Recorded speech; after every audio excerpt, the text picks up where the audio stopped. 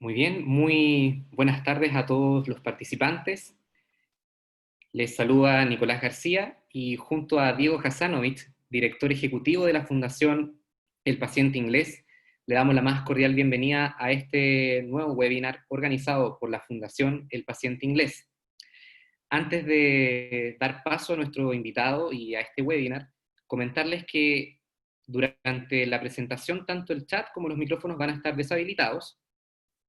Y al finalizar la presentación del invitado, vamos a dar paso a un micrófono abierto donde puedan realizar sus preguntas o resolver dudas. Los invitamos también a todos a encender sus cámaras para que este webinar sea lo más interactivo posible y nuestro invitado también pueda ver a la gran mayoría de nuestros participantes.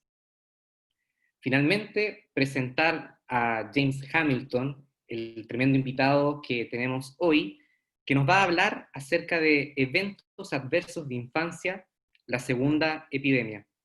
James Hamilton, muchas gracias por aceptar nuestra invitación, gracias por abrirnos espacio en tu apretada agenda de poder compartir este tema tan interesante y tan importante que nos vas a hablar el día de hoy. Sin más, vamos a activar el micrófono de James para que pueda iniciar su presentación. Muchísimas gracias.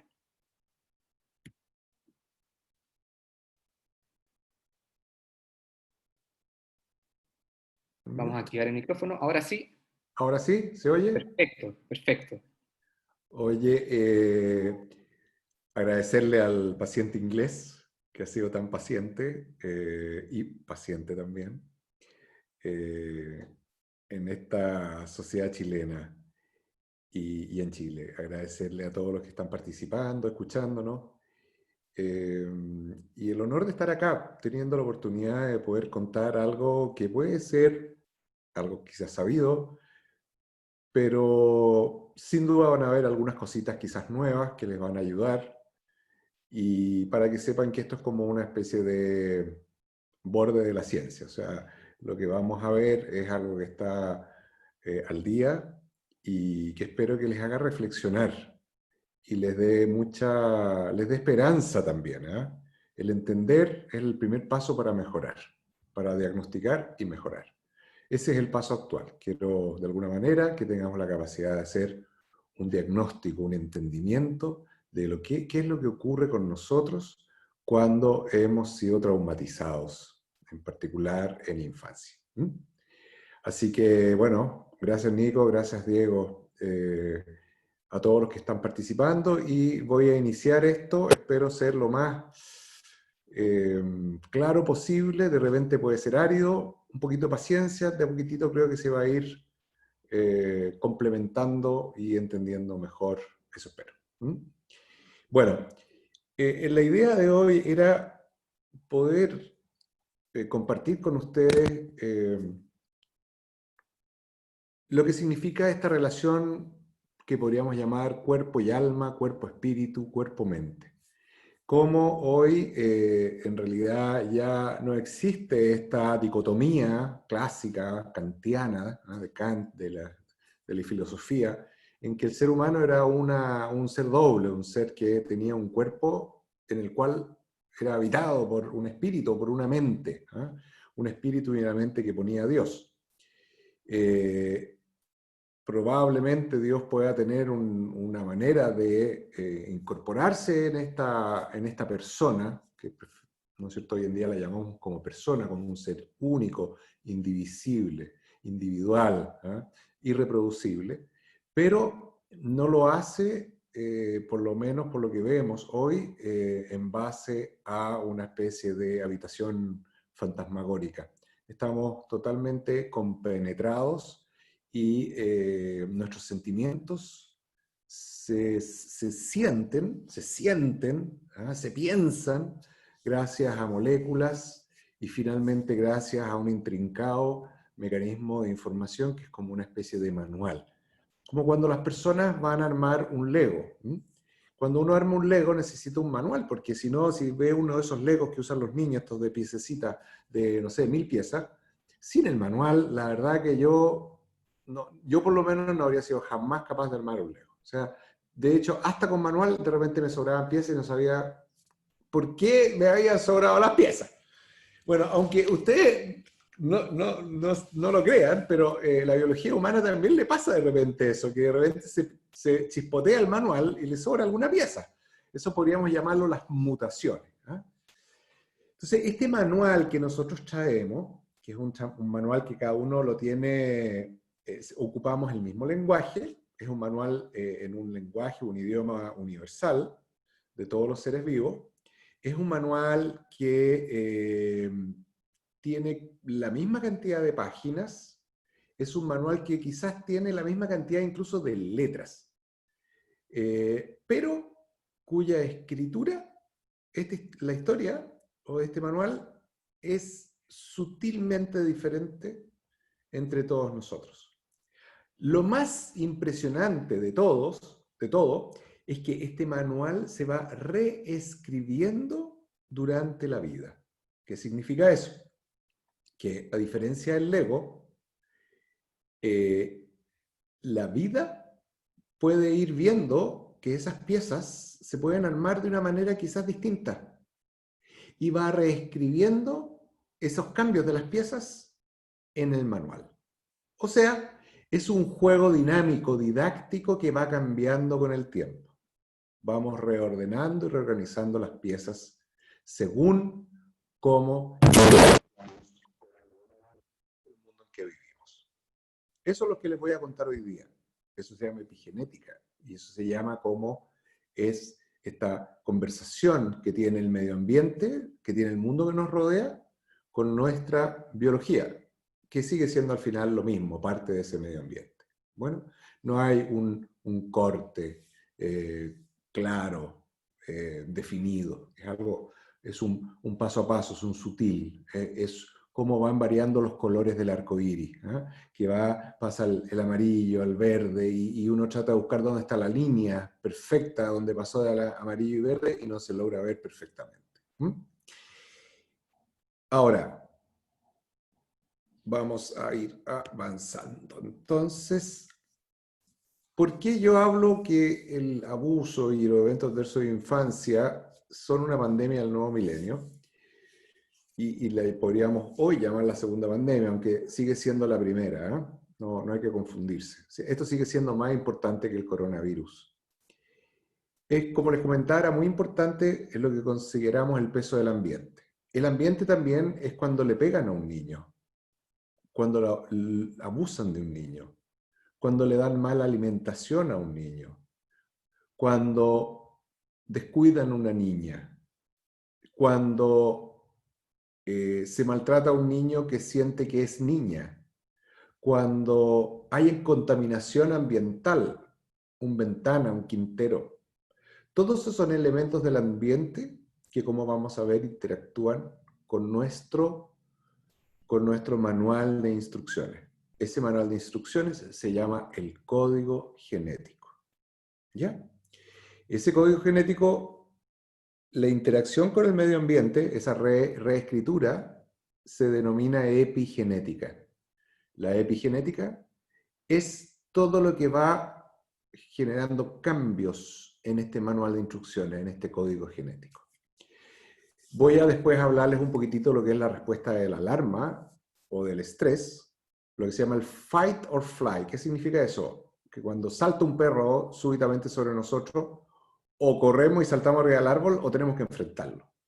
Entonces, ¿qué pasa? Que tenemos que tener las hormonas y los neurotransmisores necesarios para la alerta y para poder saltar ese salto de 2 metros que ni siquiera en el colegio, en tardes deportivas, uno pudo hacerlo nunca.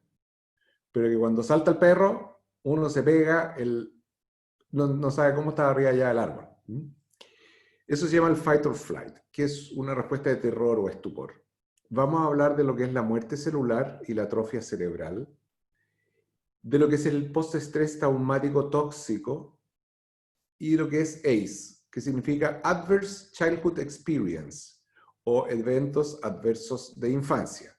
El ACE es un anacronismo, es una abreviatura de Adverse Childhood Experience. Y también vamos a ver qué mecanismos de reparación son posibles. Bueno, ¿nos lanzamos en esta aventura? Vamos. Este trabajo, disculpen que sea árido, pero a veces es power cuando uno ve que esto está respaldado por la ciencia. Uno no está dando opiniones. ¿Se han dado cuenta lo terrible que es tanta gente opinando y sin saber? Eso es terrible, genera mucha confusión. Pero bueno, este trabajo es un trabajo que se hizo en 13 millones de individuos. 13 millones, es de los trabajos más grandes que yo he visto que existen en la galaxia. Y este trabajo de 13 millones de individuos es en 5 generaciones. Lo cual es súper interesante porque se pudo medir, en base a la herencia, de todas estas generaciones, cuánto de la expectativa de vida, o sea, cuántos años viviremos, depende de la genética del nacimiento, o sea, esa especie como de predestinación. ¿Se han fijado que uno cree que nació con algo de los padres y está sonado? Si el papá se murió a los 50, uno se va a morir a los 49 o 51 máximo, porque está predestinado por la genética. Bueno, está hoy en día demostrado que el peso de esa predestinación no es ni siquiera el 30%. El peso de la expectativa de vida, y por eso que cada vez los seres humanos viven más cuando están mejor cuidados y tienen la capacidad de vivir más, no está dado porque la genética dice que tienen que vivir hasta los 50. Está dado porque esa genética, que es el manual de instrucciones, va interactuando y se va mejorando. Y sabemos que en la expectativa de vida, hoy en día el 70% depende de nuestra interacción con el ambiente. Yo diría que nuestra interacción principal con el amor, con cómo nos relacionamos con el resto. Eso está en ese artículo que es del año pasado, de marzo del año pasado. Miren esta foto que a mí me fascina porque estas dos abejas, si ustedes se fijan ahí, yo voy a empezar a juguetear con mi lápiz, esta es la abeja reina. Esta abeja reina genéticamente es igual a esta otra abeja, que es una abeja obrera. Esta abeja obrera es la que va y va a buscar el polen y hace la miel. Y esta abeja reina tiene la capacidad de poner huevos. Es una abeja que es fértil. Ahora, lo más maravilloso es que esta abeja obrera y esta abeja, la obrera y la reina, son genéticamente idénticas. Fueron dos huevos idénticos. Maravilloso, ¿ah? ¿Saben cuál es la única diferencia para que estos dos huevos que eran idénticos, uno diera una abeja obrera y el otro diera una abeja reina? Yo sé que hay muchos que saben, pero es bien impresionante. Es porque este huevo fue alimentado con jalea real y este otro con miel común. O sea, miren la potencia de la información, cómo nos alimentamos desde chiquititos o en el útero materno, ya tiene una significancia poderosa de cómo vamos a ser como adolescentes y adultos. La alimentación en el útero de la guagüita que está en crecimiento es muy importante, porque todo lo que come la mamá lo come el niño o la niña. Y la niña también no solamente come, sino que sufre el impacto de las mismas sustancias químicas que produce la mamá, por ejemplo, cuando se estresa. Si a la mamá que iba caminando embarazada le salta un perro, esa adrenalina y ese cortisol que se libera también le va a llegar a la bobita en crecimiento. Y eso, aunque ustedes no lo crean, va alterando el manual de instrucciones por este mecanismo epigenético. Ahora se lo muestro un poquitito más. Esta es la célula, todo esto es la célula, y esto que está acá al centro, esto es el núcleo. Ese núcleo es donde está el material genético, ¿ya? Ese núcleo, ¿qué ocurre? Que cuando llega acá una sustancia que toca en la membrana celular, se produce una información que llega acá al núcleo, y en el núcleo lo que hace, y lo vamos a ver ahora, es que esa es la membrana celular, y lo que hace en el núcleo es que le pone estas pelotitas que se llaman grupos metilo, esta pelotita que es un CHHH, un grupo metilo, y se las va pegando a esta doble hélice, que ustedes la ven, esta hélice, es como una especie de, es como el tobogán de Fantasilandia. Esta doble hélice tiene acá un sistema de código. Todos estos palitos son un código, que en realidad es como tener notas musicales. Re, mi, así. Y acá otro mi, por ejemplo, y acá un fa. Fíjate que en el fa se le pegó un grupo metilo. Entonces, una música que iba a sonar muy bonita, muy armoniosa, la, la, la, la, la. Yo canto pésimo, perdonen, es casi una ofensa lo que dice, pero no importa. De repente, en el material del ADN, en vez de leerse la, la, la, la, se lee la, la, la, la, la. ¡Wow! Y eso, ¿qué ocurre? Que aunque ustedes no lo crean, esta música o este código lo que hace es que se lee por unas moléculas grandes que producen proteínas. ¿Qué son las proteínas? Las que nos producen, por ejemplo, los anticuerpos. Hoy en día están muy de moda los anticuerpos. Entonces, los anticuerpos tienen que ser producidos en un molde de DNA. Este DNA tiene que tener la capacidad de generar anticuerpos específicos contra una bacteria o un virus. Pero ¿qué ocurre? Que cuando están muchos de estos grupos metilos pegados acá, muchos pegados, este pedazo de DNA que está aquí se deja de poder leer. Y es como que el manual de instrucciones que tenemos del Lego le falta una página. Y la inmunoglobulina no se pudo crear ni construir, con lo cual nos deja más susceptibles a una infección grave por algún virus o una bacteria. Espero explicarme bien. Entonces, ¿qué pasa? Que el impacto ambiental, la mamá que sufrió el susto terrible, o que el marido le pegaba, o que tenía un embarazo no deseado porque tenía 13 años, cualquier situación así, que hace que esté esa célula que vimos ahí arriba, esta, llena de estímulo, de sustancias que son nocivas, como el cortisol y la adrenalina, genera mucho impacto al núcleo. Y piensen ustedes en una guaguita que se está desarrollando, está haciendo los bracitos, está haciendo su orejita, todo, y empieza a tener este impacto de todas estas sustancias que empiezan a alterar su manual de instrucciones, empieza a alterar el DNA. Eso es lo que va pasando con nosotros. Esa es la interacción del ambiente con nuestro DNA. Y por eso que eso causa, en el tiempo, alteraciones en nuestras proteínas, en los elementos constitutivos de nuestro cuerpo. Esto no viene por la mente, por el alma o el espíritu. Esto es una interacción directa del ambiente, las emociones, el amor, la contaminación, de todo lo que nos rodea sobre nuestra primera célula fecundada. Mientras más pequeñito es uno, más sensible a estos cambios. Como les digo, estos cambios pueden ser virtuosos, positivos, que uno le aumenta la expectativa de vida, pero también hay cambios, muchas veces negativos, que la disminuyen. Acá vemos la célula gigante, el núcleo, y aquí uno ve el DNA, que si uno lo estirara, todo este DNA, con todas estas lucecitas que están ahí, que son grupos metilos, que son estos que impiden que se lea, cuando se estira y se puede llevar, uno podría llegar casi en la información en la distancia hasta la luna. Así de larga es la información de una célula humana. Tanta información hay ahí.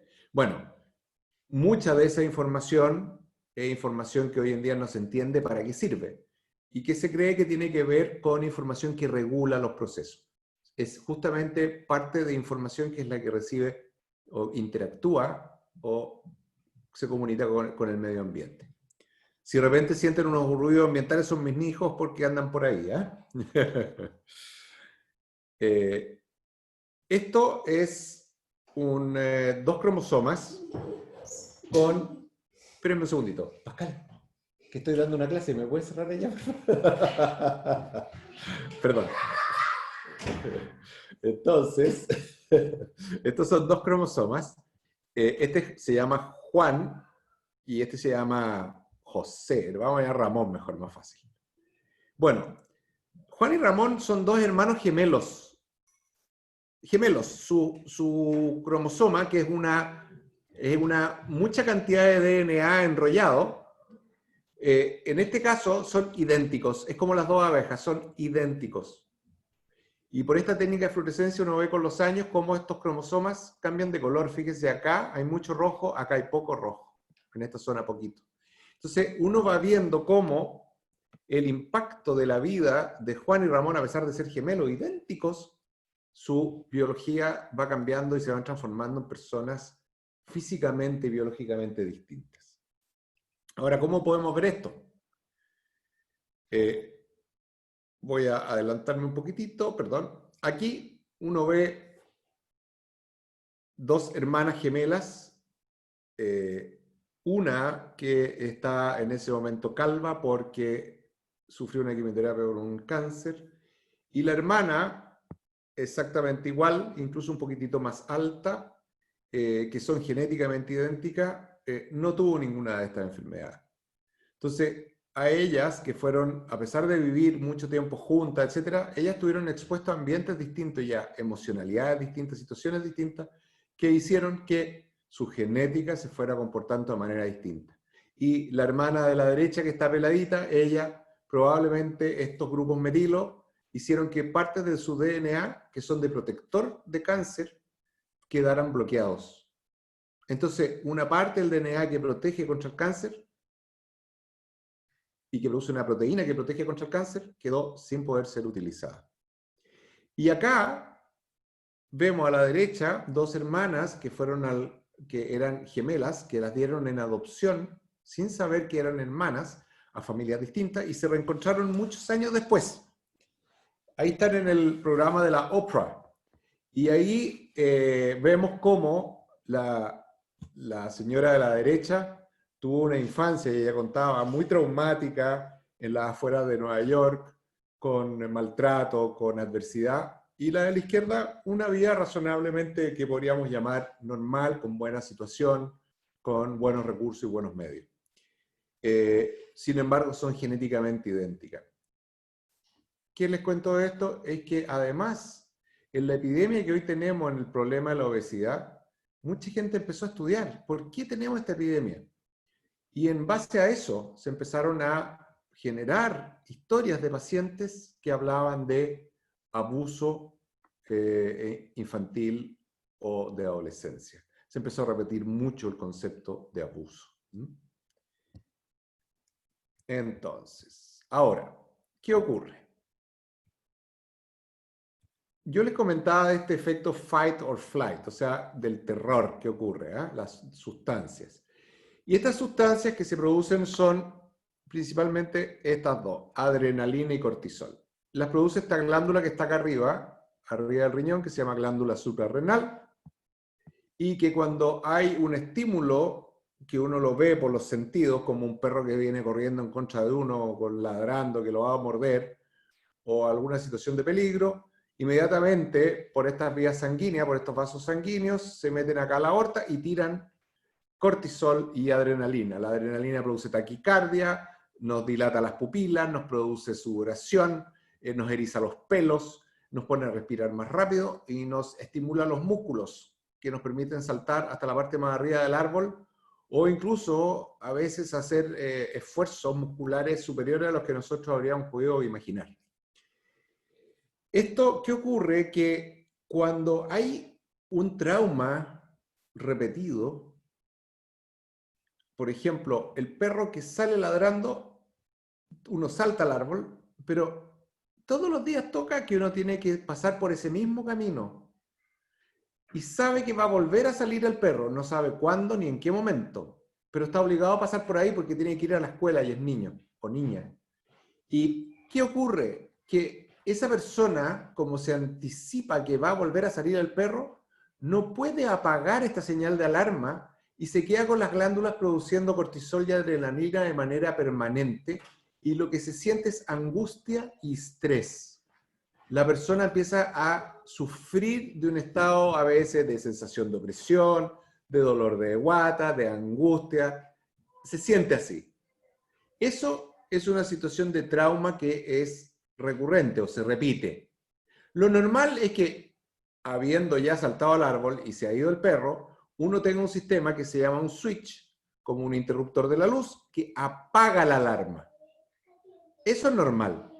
Pero si la alarma no se apaga porque la persona tiene temor a que va a volver a ser atacada, este niño o niña, ¿qué ocurre? Que se produce un mecanismo en el cual no hay inhibición del estrés. O sea, se mantiene esto reciclando y produciendo cortisol y adrenalina. Eso se llama el estrés postraumático y se llama estrés postraumático crónico. Cuando es una situación muy grave, como puede ser situaciones de guerra, abuso sexual por papás o parientes en que se repite y se empieza a producir una serie de circunstancias terribles, este estrés postraumático crónico es tanto lo que produce todas estas sustancias, es tan disociador que produce estrés tóxico. Y este estrés tóxico sigue funcionando, ya no hay cómo pararlo. Y eso es lo que yo llamo, y yo le he puesto the bullet in my body, o sea, la bala en mi cuerpo. Porque sigue dando vueltas, se sigue moviendo, se sigue produciendo daño. Ahora, pero ¿qué ocurre con todo esto? Esto va generando que en la zona de la amígdala cerebral, que es esa lucecita que se ve al centro, la amígdala, esta amígdala es donde está el switch on-off, es donde se prende y se apaga la luz. Pero con el cortisol y la adrenalina, la amígdala deja de funcionar y falla el sistema de apagado. Por eso que las personas no logran controlar su angustia, no logran controlar su estrés, les vienen ataques de ansiedad, ataques de pánico, un montón de otras cosas. ¿Por qué? Porque este sistema está sin poder funcionar adecuadamente porque se dañó. Y este sistema, además, se ve que interactúa con el hipocampo, la hipófisis y todas estas cosas que son sistemas neuroendocrinos. ¿Han oído hablar todos de lo que es el sistema endocrino? Las glándulas, tiroides, hipófisis, los ovarios, los testículos, las suprarrenales. Sistema endocrino, el páncreas, producen hormonas. Y se empieza a alterar todo el sistema endocrino. Por eso que los niños maltratados o abusados, las niñas, sufren problemas de crecimiento y desarrollo, porque se les altera su sistema endocrino, que también está relacionado con el sistema inmune. Entonces también sufren problemas de inmunidad.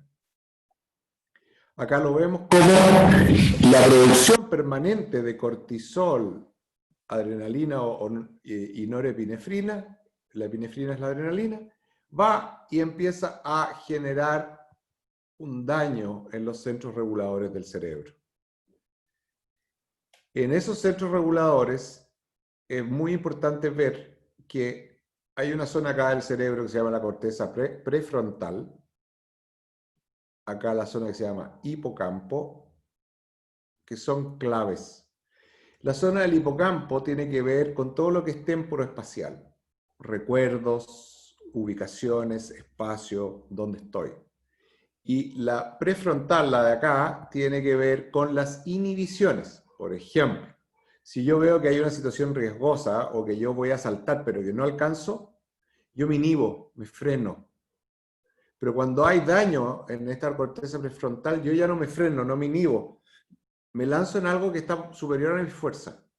También se corta la inhibición sexual, aumenta la sexualidad, aumenta las conductas de riesgo, aumenta la violencia, aumenta el consumo de drogas. Esto uno podría verlo en algunos o muchos niños que hoy en día se consideran delincuentes de 13, 14 años, de niños del Sename. Uno les hace una resonancia nuclear magnética y se va a dar cuenta que su cerebro tiene zonas de atrofia. No lo estoy justificando, pero les estoy diciendo que la sociedad es la culpable, nosotros mismos, de este daño. Ahora, ¿cómo ocurre este daño cerebral? Ocurre por la activación de una muerte celular programada en zonas que son más sensibles en el cerebro y en áreas de regulación, como son estos ejes neuroendocrinos que tienen que ver con la inmunidad y tienen que ver con el sistema metabólico e inflamatorio. Estas tres cosas se manifiestan muchas veces en obesidad obesidad. Y puede ser una obesidad mórbida. Y uno dice, pero ¿por qué esa persona sube tanto de peso si come lo mismo que yo, qué sé yo? Es porque esa persona tiene desregulados sus ejes.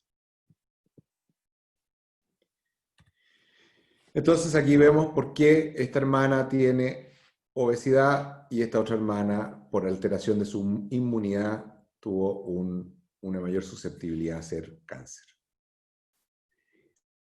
Ahora aquí la edad y de la cortisol.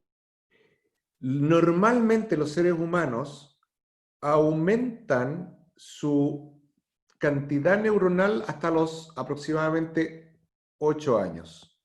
Después de los 8 años, hay lo que se llama la poda neuronal, que es una etapa preadolescente y adolescente, que es muy importante porque eso permite que de esa capacidad genial, enorme que tienen los niños, vayan enfocándose en cualidades más determinadas. Por eso que hasta los 7, 8 años la posibilidad de aprender 4 o 3 idiomas es tan fácil para los niños. Después se va haciendo más difícil. Sin embargo, desde los 7 años arriba, empieza suavemente a aumentar, acá, aumenta levemente lo que son las conexiones entre las neuronas. O sea, la preadolescencia disminuye la cantidad de neuronas, pero aumenta las conexiones entre ellas.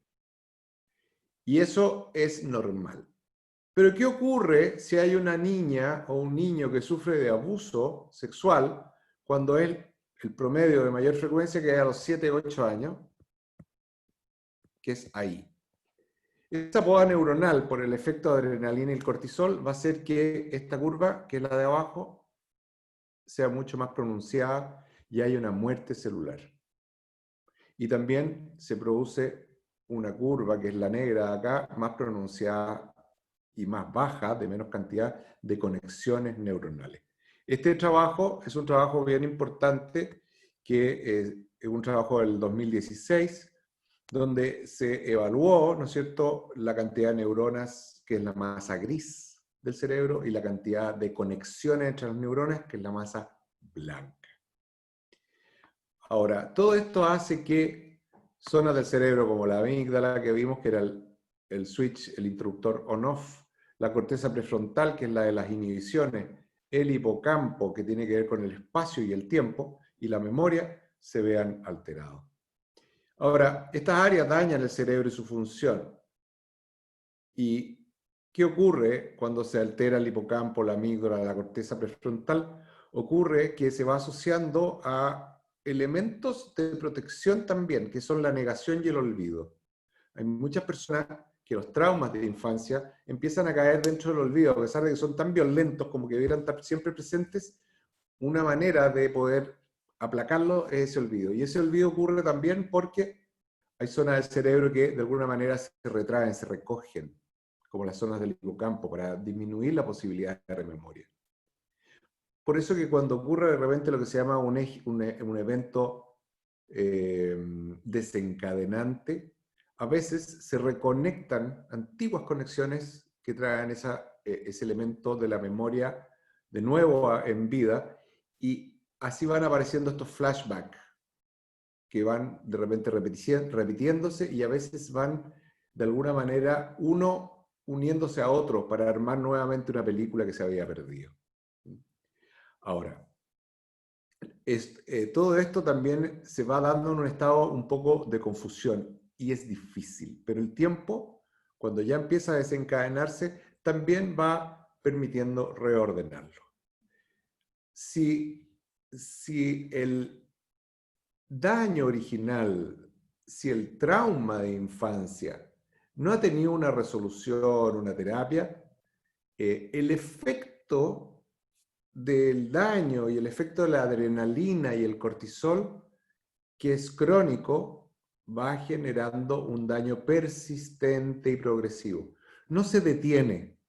Por eso que es imprescriptible. Por eso los legisladores en Chile entendieron que no es como que a uno le cortan un dedo o le pegan un balazo en que en general la lesión está delimitada, se mejora y se acabó. En estos traumas la lesión sigue su curso en el tiempo. Aquí vamos a ver un pequeño video. ¿Qué pasa en el... Espérate, déjame quitarle el volumen. ¿Qué es lo que pasa acá con el cerebro de una persona que se va desarrollando? Empieza a interactuar capacidades motoras, lenguaje, memoria, etc. Y uno va viendo acá las neuronas cómo empiezan a conectarse en la medida de que el estímulo de la guagüita empieza a aumentar.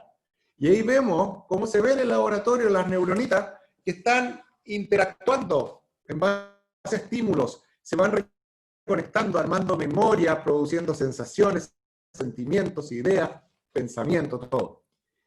Y así vemos cómo se va dando esta maravillosa interacción. Ahora, ¿qué ocurre? Que con la adrenalina y el cortisol, este proceso tan lindo, tan nutriente, tan dinámico, tan activo, empieza a afectarse y empieza a producir inflamación. ¿Y qué ocurre? Que empiezan a aparecer lugares de esos puntos rojos donde empieza a morir las neuronas. Se llama apoptosis celular. Y ahí uno va viendo, en la medida que aumenta el efecto del cortisol, la adrenalina y el daño, cómo el sistema neuronal altera tanto sus componentes neuronales como sus conexiones. Ahora, estos son resonancias de una persona normal a la izquierda y una persona que ha sufrido estrés postraumático crónico a la derecha.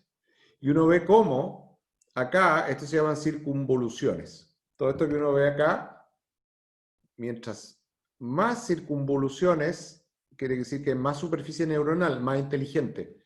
Fíjense acá estas circunvoluciones gruesas. En cambio acá, fíjense la cantidad de circunvoluciones.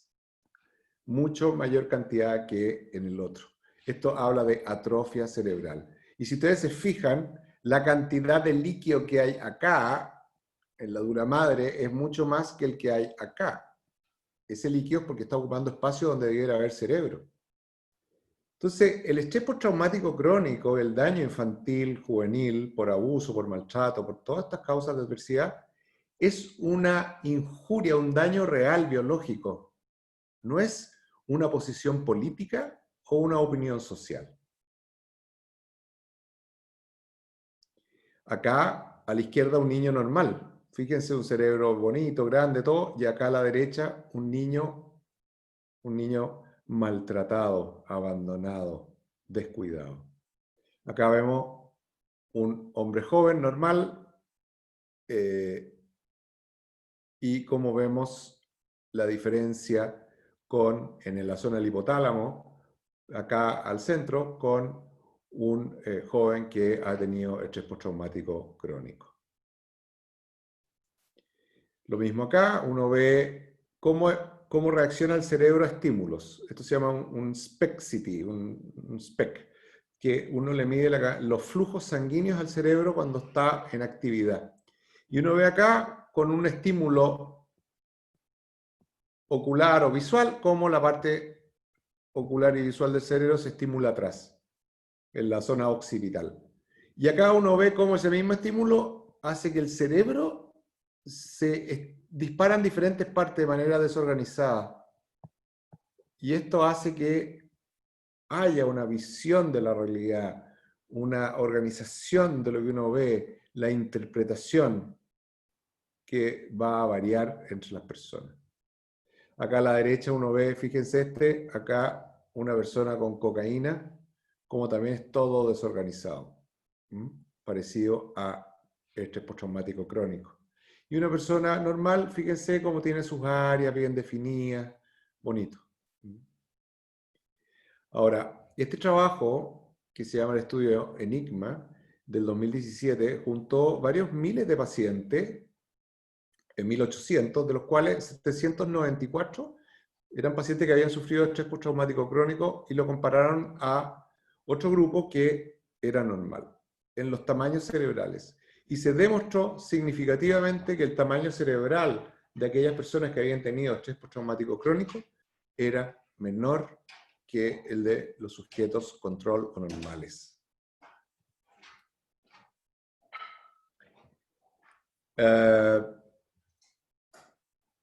Ahora, esto se puede medir en ocasiones, sí, no siempre, es difícil, porque también tiene que ver con las condiciones que trae la persona. Pues si la persona es basalmente muy inteligente, muy capaz, que si esto puede producirles cambio en otras cosas, en conducta, otras cuestiones. Pero lo importante es que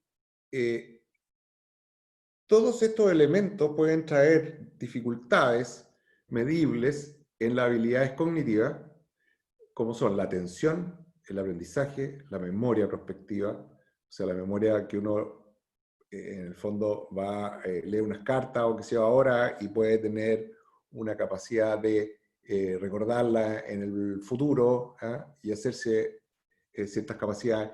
También altera la planificación y la capacidad de resolución de problemas. Las personas que sufren estrés postraumático crónico no logran proyectarse en el futuro. Les cuesta mucho hacer planes. Les cuesta visualizarse en el futuro, en lo que pueda pasar, en lo que sea. Y cuando esto es permanente, repetitivo, se genera lo que se llama un estrés tóxico, lo cual va generando daño que no solo cerebral, sino que, como vimos, eso afecta al sistema endocrino, inmunológico, y produce daños físicos y enfermedades crónicas en el futuro. Eso se llama los eventos adversos de infancia. Ahora, el estrés puede ser normal, el estrés para una prueba, que uno tiene que estresarse un poquitito para poner atención, contestar bien, etcétera, o una competencia deportiva, siempre es necesario un poquito de estrés. Ahora hay estrés que es muy fuerte, pero que puede ser tolerable. El estrés a un terremoto, el que uno se escapa, no le pasó nada, el susto, bueno. Y después vienen los estrés tóxicos, que son los repetitivos, de los cuales uno en general no sale libre, no sale sin alguna secuela. Aquí vemos cómo la adversidad temprana afecta al sistema neurológico, endocrino e inmune.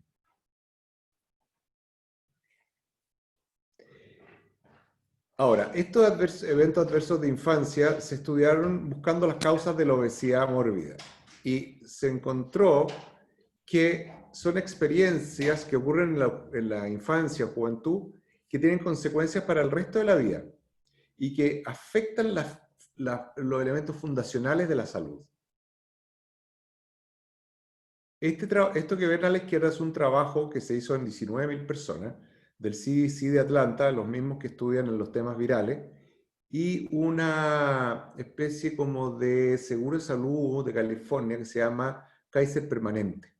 Entonces ellos vieron y estudiaron a todas estas personas y les hicieron cuestionarios, sobre todo para saber su historia, ver si es que esa historia se asociaba a obesidad o no, y pensando que iba a ser una respuesta de un 10%, 5% de problemas en infancia. Porque la mayoría era gente que había adquirido estudios secundarios, tenía acceso a un buen nivel socioeconómico, etc. Y su sorpresa fue que, separando eventos adversos de infancia como eventos psicológicos, físicos, sexuales, o de la casa o de la familia, como abuso de sustancias, enfermedades mentales, mamás tratadas violentamente, o que hayan conductas criminales dentro de la familia, lo más impresionante es que el 52,1% de las personas refirió que había sufrido al menos un evento adverso de infancia. Y tres o cuatro de estos, sumando, 16%.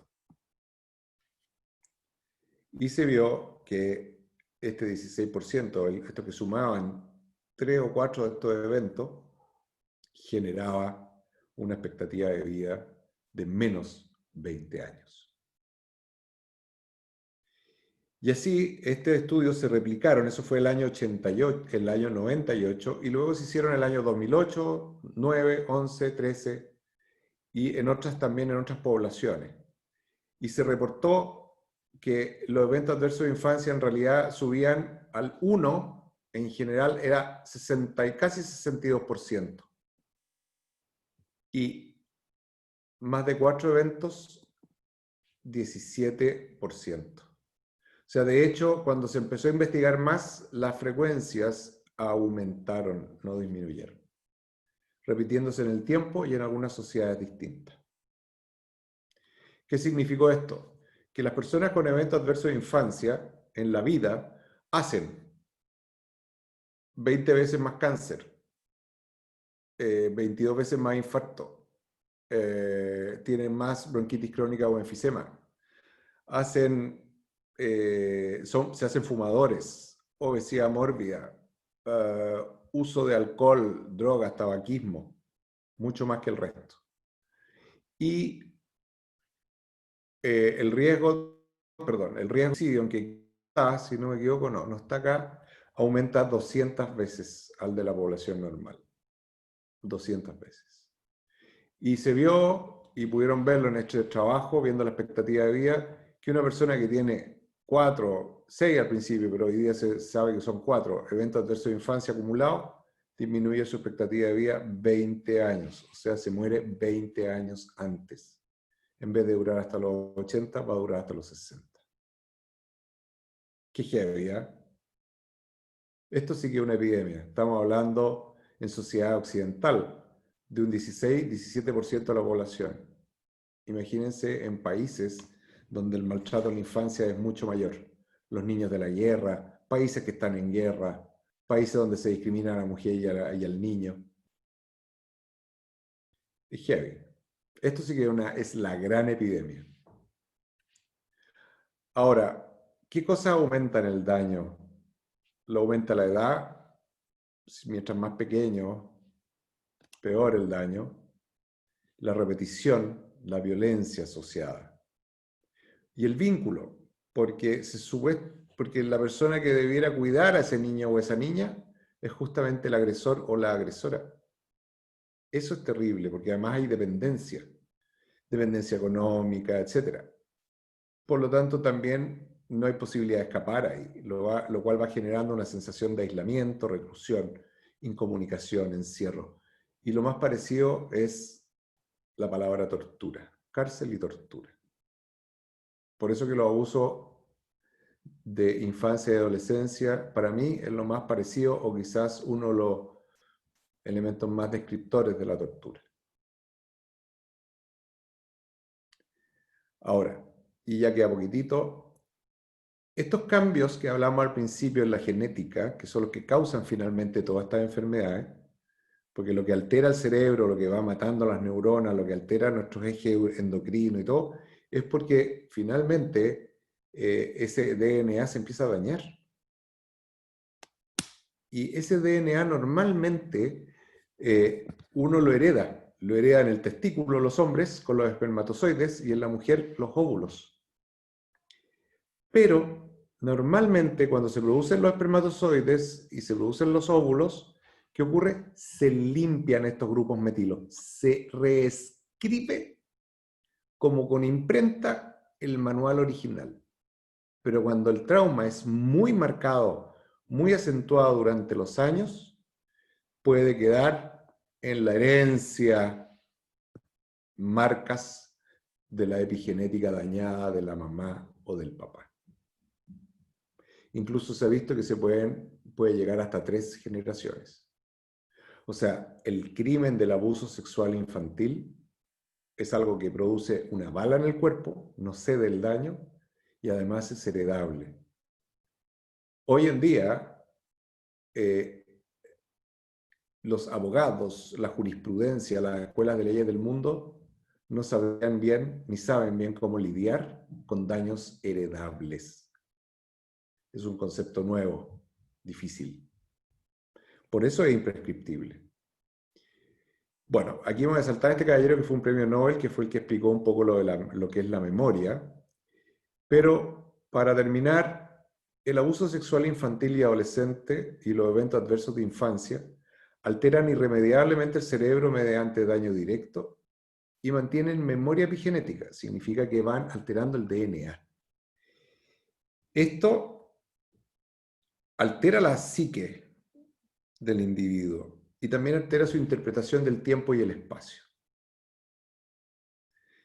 Genera una memoria que se mantiene, pero que puede aparecer como en flashback, y el relato y la interpretación van mejorando con el tiempo porque mejora con la interacción social. Mejora cuando hay eventos de resiliencia o cuando hay eventos que generan este gatillo del recuerdo. Y también van mejorando con la intervención terapéutica y las capacidades de resiliencia. Ahora, el daño puede ser permanente y progresivo, pero es tratable con intervención. Uno no va a ser el mismo que debió haber sido si no hubiera tenido el trauma, pero es tan moldeable la vida que uno se puede transformar en otro.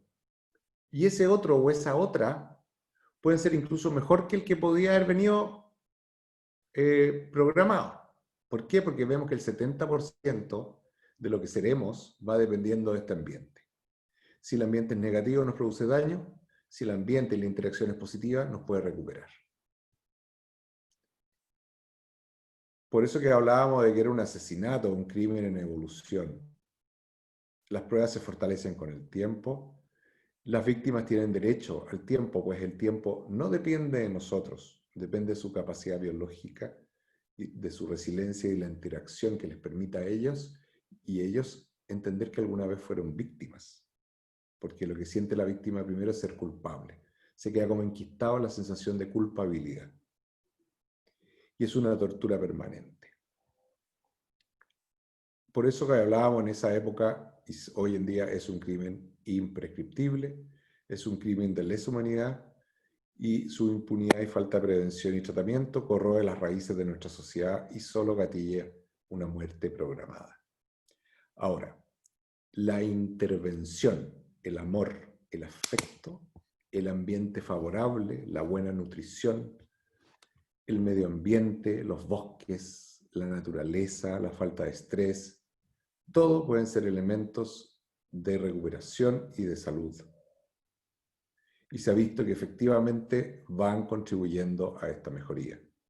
Pero principalmente la interacción social y la interacción afectiva, con imágenes válidas, reparadoras, que son fundamentales.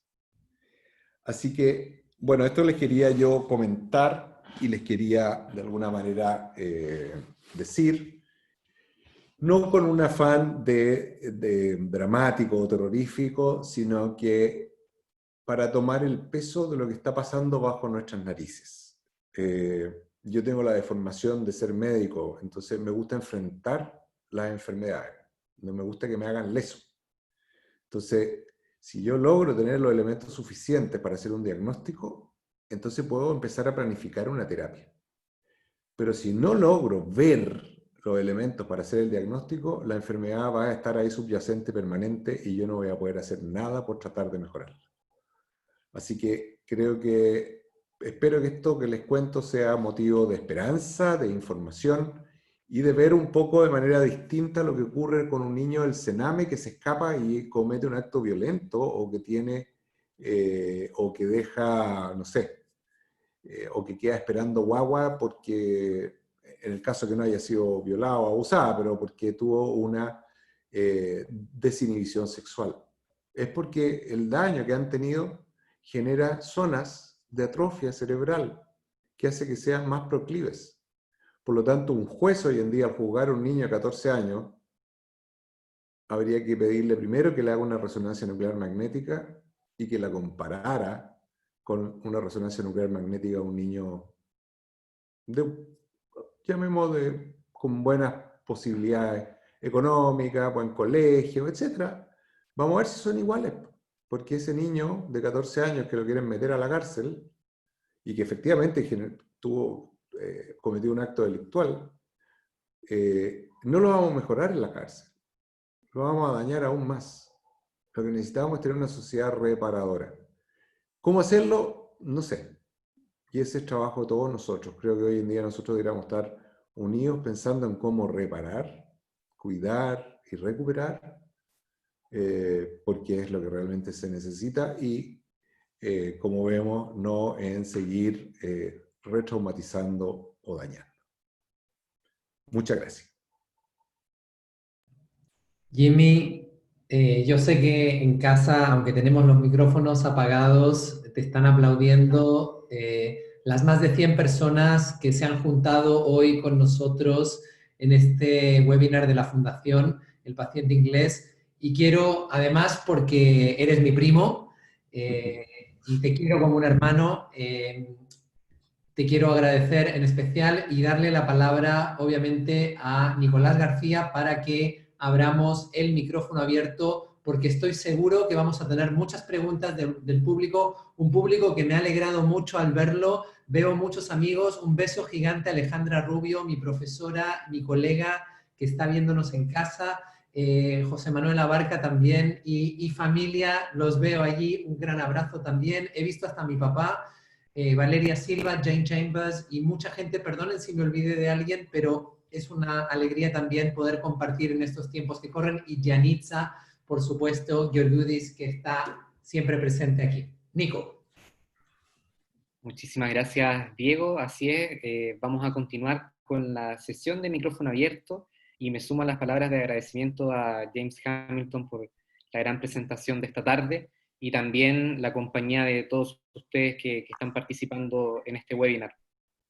Bien, para los que no saben muy bien cómo funciona el tema de solicitar la palabra, les comento que deben dirigirse al icono que figura abajo en la pantalla, llamado Participantes, y al presionar el icono se va a desplegar una ventana donde figura la opción Levantar mano.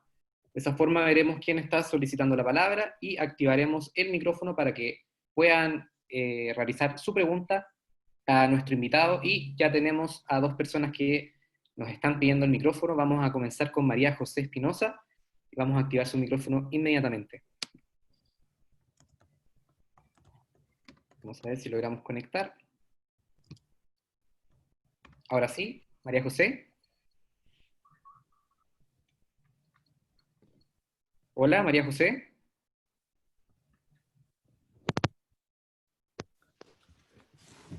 ¿Se escucha? Ahora sí, perfecto.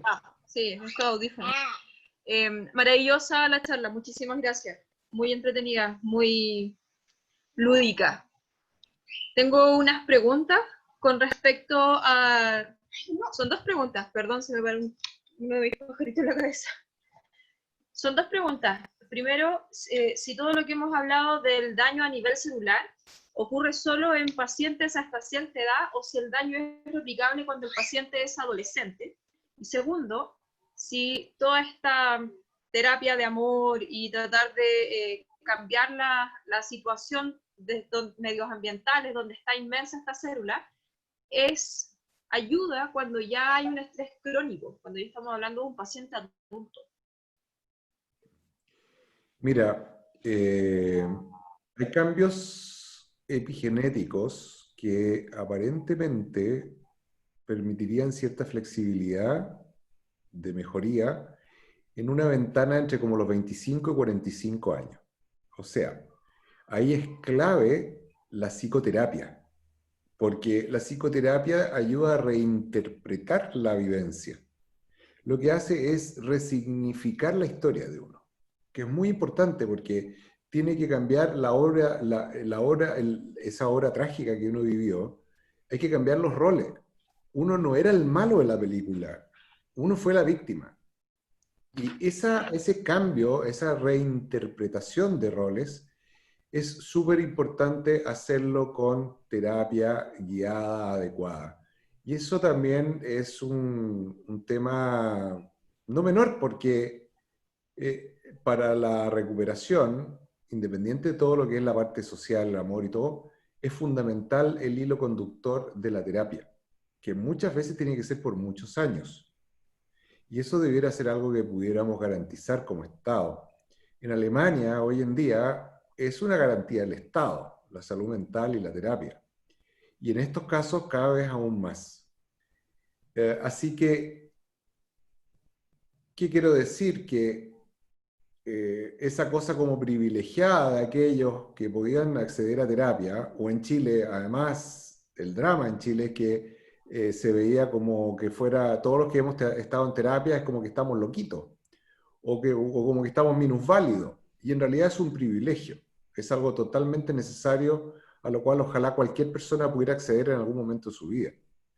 Y también se requieren, obviamente, muy buenos terapeutas. Argentina, al lado, o sea, está lleno de gente que se hace psicoanálisis y todo, y es visto como, oye, esta persona, esta señora, esta mujer está psicoanalizada. O sea, es casi como una especie de paradigma de confianza, de ética, porque ha hecho un viaje a ese mundo, ¿no es cierto?, de unir todos los traumas de infancia con la realidad actual, poder amar, abrazar a ese niño maltratado, a esa niña maltratada, que queda en el subconsciente. ¿Qué es el subconsciente, las pesadillas, los temores? Son nuestros terrores de infancia, el maltrato de infancia. Y si nosotros no nos damos cuenta que muchas veces ese niño o niña de infancia es esa niña que reacciona frente a algo de manera que ni siquiera la persona sabe por qué reaccionó así, es porque tenemos que ir aprendiendo a abrazar, a reunificarnos como una persona íntegra. Eso. Muchas gracias María José por tu pregunta y James por la respuesta, por supuesto. Tenemos varios comentarios en el chat, Nico, ¿verdad? Sí, tenemos algunos comentarios de nuestros participantes en el chat. Maritza nos escribe, lo señalado por James explica el por qué las revelaciones de abuso se dan en promedio 10 años pasada la experiencia traumática. Tatiana nos comenta, excelente presentación, qué lamentable el tremendo daño que se le provoca a un niño que tiene toda una vida por delante. Maritza escribe nuevamente, lo que garantiza el Estado son 10 sesiones bajo diagnóstico de depresión mayor una vez al mes. Miriam también nos escribe, muchas gracias James, me recordaste mi infancia, ahora comprendo muchas cosas, nunca tuve una terapia, pero nunca es tarde. Vicente también nos escribe, ¿es posible estimar que una situación como el confinamiento que vivimos afecte de manera similar el abuso a niños y adolescentes? Es una pregunta de Vicente. Mira, Vicente, el confinamiento es difícil sacar antecedentes, pero aparentemente está aumentando el maltrato infantil y el abuso, y también el maltrato a la mujer. El confinamiento claramente nos va a afectar. Yo estoy estresado y lo encuentro normal, o sea, de repente me despierto a las 5 de la mañana angustiado por estar confinado, y eso que de repente salgo porque soy doctor. Pero les cuento porque no se sientan raros por estar pasando lo pésimo. Yo estoy angustiado y hace como 10 años que no, 5 años que no tenía angustia. Entonces, y de repente uno piensa en tomarse de repente un remedio, llamar a su psiquiatra o qué sé yo, decirle, oye, dame por un ratito algo que me baje la ansiedad. Es normal, es normal. Es una situación muy tremenda, muy terrible la que estamos viviendo. No hay que subestimarla, porque hay que estar y buscar ayuda, buscar también apoyarse, no sentirse sobrehumano, y esto es algo como que normal, que todos lo podemos resistir. No es así, es duro. Agradecemos a todos los participantes que nos están escribiendo a través del chat, por supuesto también a James por responder a todo. Tenemos a Julieta, que nos está solicitando el micrófono, vamos a activar.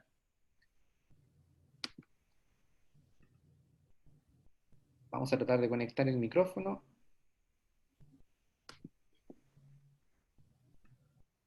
Ahora sí. Hola, sí. Julieta. Hola. Buenas tardes a todos. James, qué maravilloso, fue hasta emocionante verte ahí en el cuadradito esta tarde, de verdad.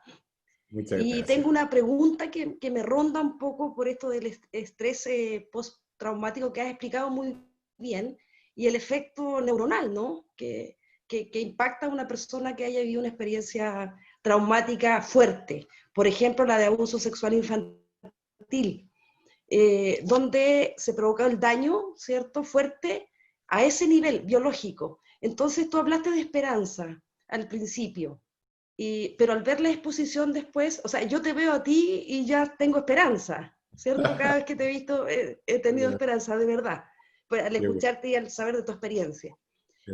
Pero se provoca un daño, ¿cierto?, biológico, y hay posibilidades de reparación, etcétera, pero biológicamente porque uno tiende a separar, ¿no? Ya sabemos que no hay que separar lo psíquico y lo biológico, pero claro, puedes hacer terapia, puedes tener un entorno que te acompaña, puedes tener experiencias de amor afectivas grandiosas y te ayudan a sanar. Pero cerebralmente es irreversible, o esto que explicaste que el cerebro se va moldeando después ya mayor, ¿cómo se da eso? Mira, es bien interesante porque hay trabajos en veteranos de guerra que se evaluaron inmediatamente después de la guerra y con tiempo después de terapia, donde se evalúa la masa cerebral y se recupera la terapia, la interacción, la estimulación y sobre todo la disminución del efecto de la adrenalina y el cortisol, o sea, cortar el efecto traumático, lograr apagar el switch, genera recuperación. Y ahí es tan importante la labor del terapeuta para que te vaya ayudando a hacer las reconexiones. Porque si te reconectas con los mismos elementos traumáticos, vaya a seguir ahí en el mismo circuito. Entonces el terapeuta lo que tiene que hacer es conseguirte una especie de autopista, un bypass, o sea, como el bypass de Rancagua.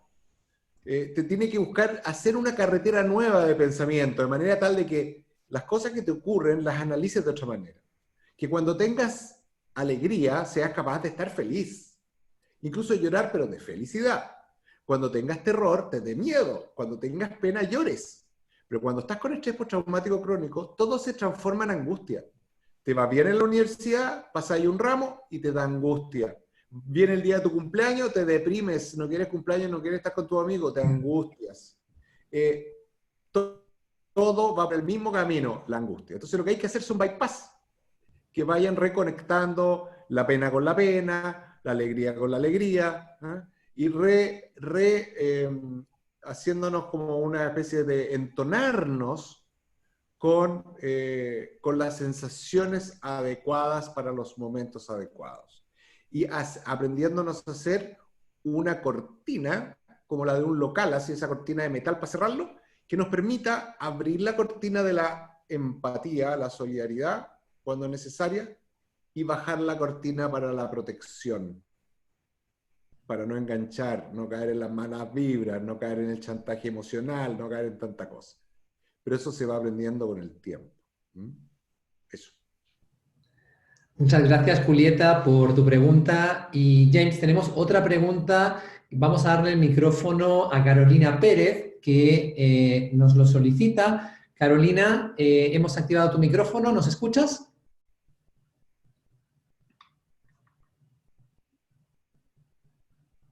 Vamos a ver si hay suerte. Estamos con delay. Estamos con delay pequeño. Ahora estamos, creo, me parece. Carolina. Creo que me daron puro ataque de pánico de enfrentar la cámara. No hay problema, Carolina, adelante. Tengo una pregunta como mujer y como madre, ¿no? De un caso de abuso. Hemos trabajado mucho tiempo, estoy con mi hija al lado y hemos estado en terapia juntas, separadas. Y en eso de la terapia entendí que un poco hay que trabajar al niño para poder rescatar al adulto y así sucesivamente intentar en un trabajo que muchas veces es desesperanzador porque sientes que vuelves y vuelves y en ese trabajo como que la pregunta como mujer madre es si en alguna oportunidad también tú fuiste, no sé, víctima de qué, porque no hay recuerdo, pero sí tienes sensaciones de ataques de pánico, de falta de control y todo lo que hablabas al principio de esa sensación de alerta, de sudoración, sin sentir que sea una persona depresiva, pero como sensaciones de adrenalina, puntualmente en el trabajo, como de poder escuchar a mi hija, a mis hijos en general, en esto de enfrentar a la madre, porque mucha esta dinámica de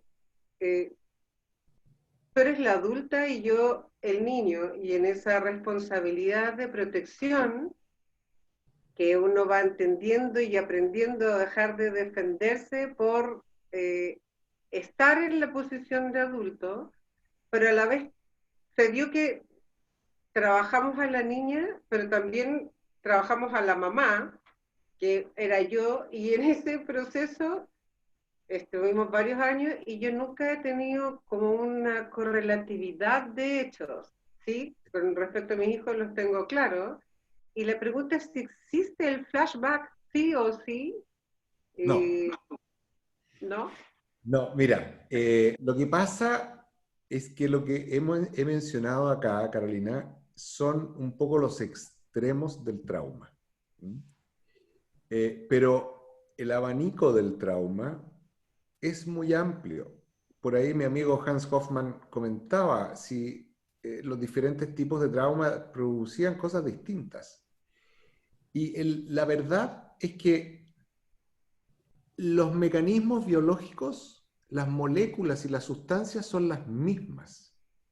Si uno sufrió bullying, si uno de niño tuvo experiencias que no recuerda porque ocurrieron entre los 0 y 5 años, si tuvo una educación disociada, ¿en qué sentido? En que había por ejemplo, una doble información. Te decían, oye, qué bueno lo que hiciste, y al mismo tiempo el gesto facial era agresivo, por ejemplo. Muchas cosas van a tener que ver con la forma en que nos educaron afectivamente. También en la forma en que afectivamente interactuamos con el mundo o como el mundo interactuó con nosotros. Una persona puede tener un ataque de pánico originado en su experiencia sin tener idea por qué le viene. Alguien preguntaba por ahí, por la regresión, la hipnosis. Podría servir, pero es muy complejo dar acá recetas mágicas. Yo creo que la receta, lamentablemente, es una receta que es la que han hecho ustedes, y te felicito. La verdad que lo encuentro notable lo que has hecho tú con tu hija, maravilloso, además. O sea, se han terapiado y les aseguro que son fantásticas, y nos han terapiado nosotros con el testimonio, porque ¿qué es lo que ocurre? Que el camino largo es el que sirve porque las neuronas, el sistema biológico, cuando uno ya pasa a la adolescencia, es más lento. Si uno se corta un nervio, se le queda dormido el dedo, se demora como 6 meses en reconectarse si está todo bien. Entonces es muy lento el proceso, por eso que tienen que ser procesos constantes, perseverar en la terapia. Eso de que el Estado da 10 terapias, eso no sirve para nada, o sea, lo más con diagnóstico. Las terapias tienen que ser a veces semanales, bisemanales o 2 veces al mes, pero tienen que ser meses o años. No existen terapias que sirvan así, ¡pa! Como es tan difícil acceder, se están buscando medicamentos, hormonas, o sea, medicamentos alucinógenos, ketamina, otras cosas para tratar el estrés postraumático crónico, que quizás dé alguna solución a futuro. En la selva usan ayahuasca, etc. La gente busca cosas distintas, pero si tú me dices, conociendo un poco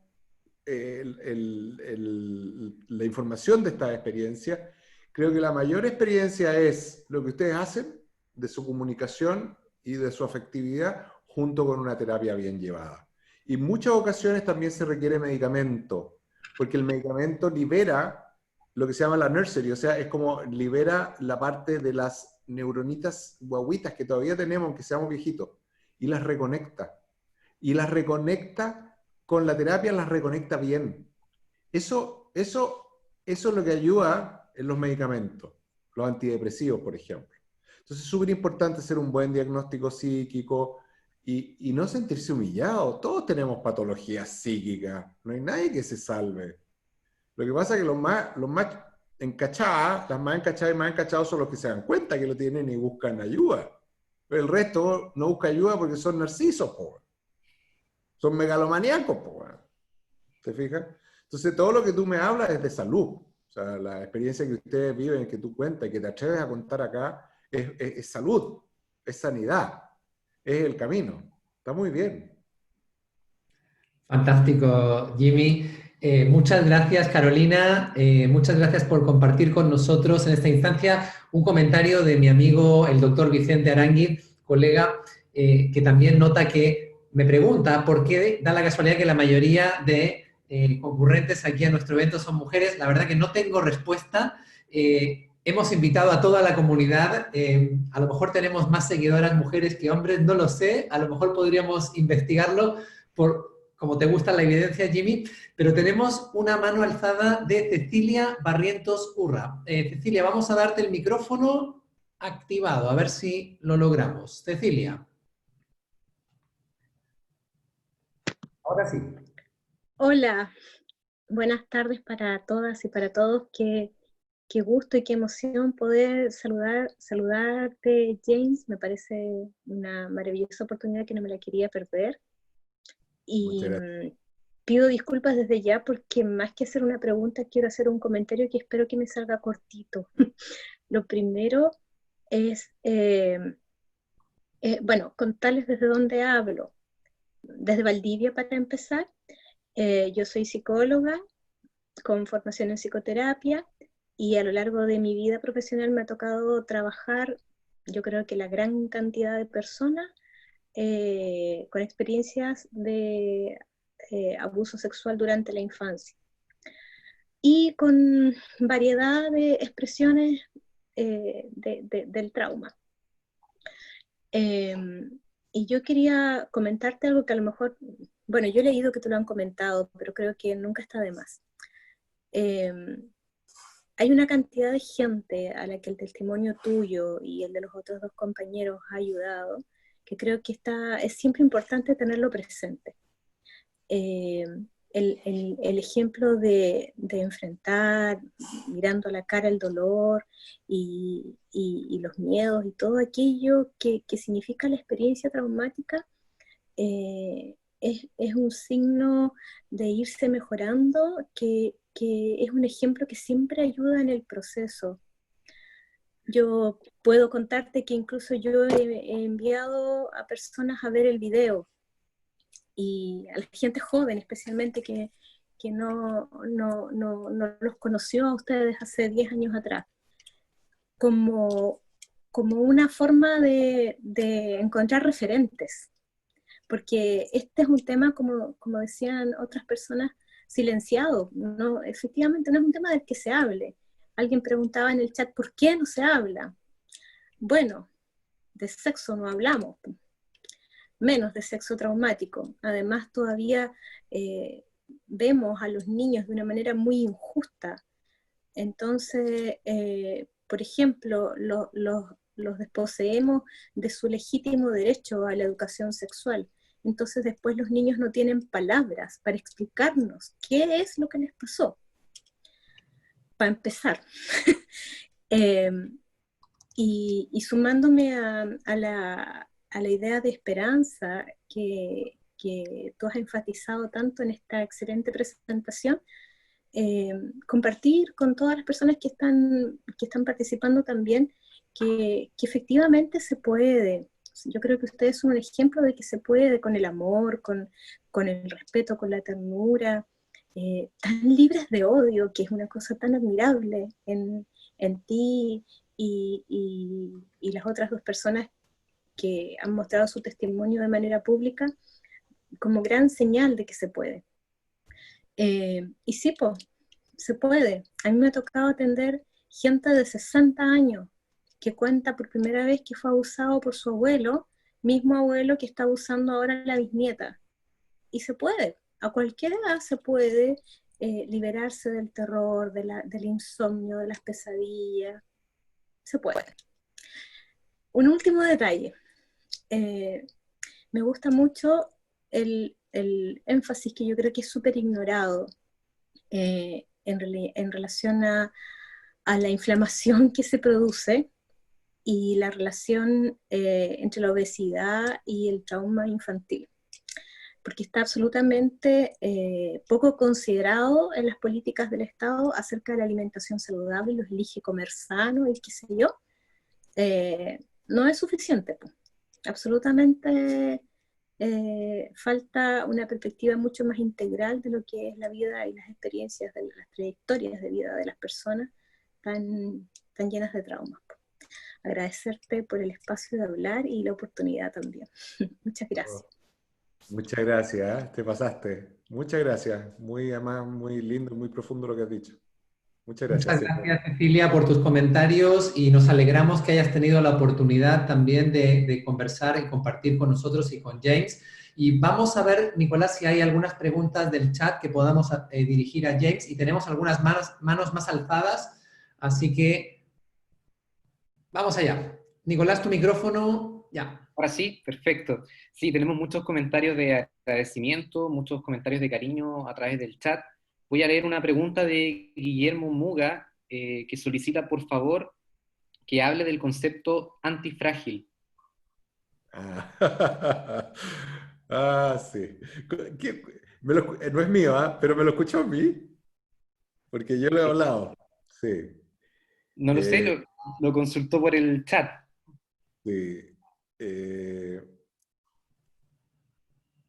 Mira, es un concepto hecho por un filósofo, podríamos llamar, un pensador de apellido Caleb, que es un libanés que se educó en economía y en matemática y que desarrolló su vida en la City, o sea, en Wall Street, ganando plata y todo. Entonces, bueno, él se fue dando cuenta que los sistemas que perduraban o que resistían eran sistemas que eran menos rígidos, más moldeables, impredecibles,